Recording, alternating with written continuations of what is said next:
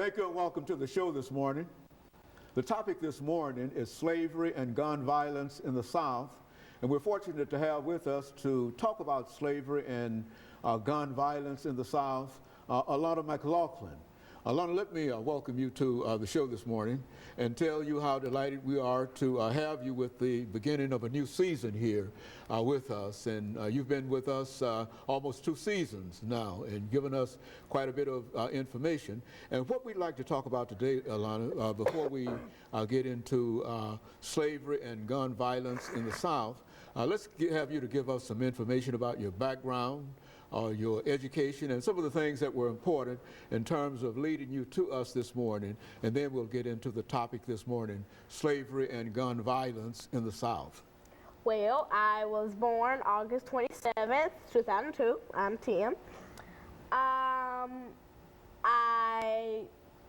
been to multiple schools. I'm currently at John Early Museum Magnet Middle School, 5th grade.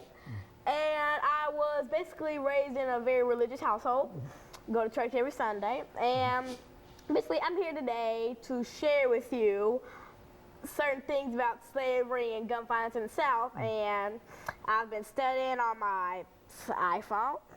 And, you know, that's basically And so you're ready to give us some information. Let's talk about that, Lana. As you indicated, the topic is slavery and gun violence in the South. You want to in the South, and we want to make sure that our audience understand that we are trying to deal with some of the real problems that we have in this country today, and that is with guns and violence. And we want to use slavery as an example of talking about some of the things dealing with gun violence in the South. And so let's start off by talking about the institution of slavery itself in the South.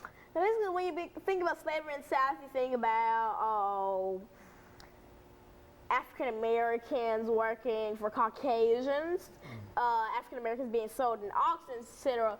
But it was much more than that. Slavery was basically slave revolts. It was much more than you basically think of when you hear the word slavery. Now, when most people think of, it's just like the regular stuff, you know, get beaten, etc., mistreated, but it was so much more than that.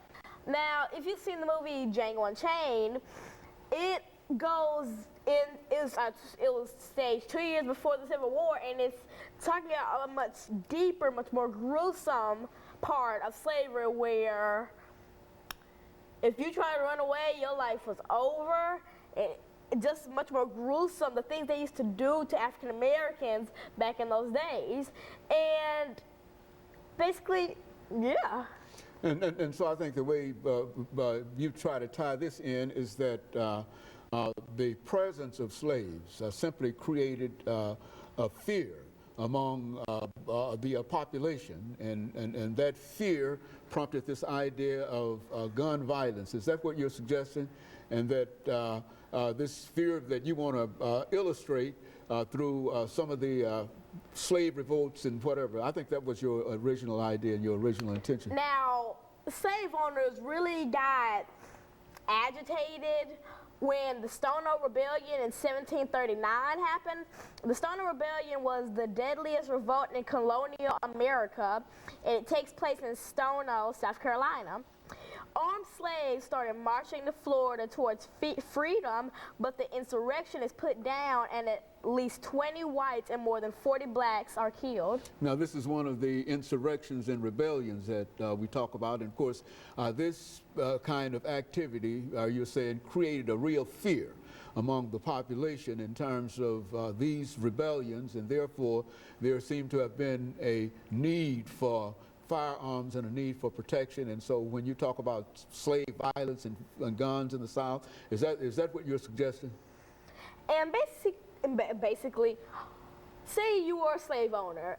If you just experienced that turn of slave revolt, you saw all those slaves armed with firearms and guns, and you turn around to one of your slave workers, you at least have to think about, what if they did that to you? Now, the slave owners were scared for their lives, so they made it even more. So they they locked down the slaves. They made sure they had no weapons. They had less communication to other slaves. Okay, and of course, let us take this first commercial break, and we'll be back with our audience following this very, very short commercial break.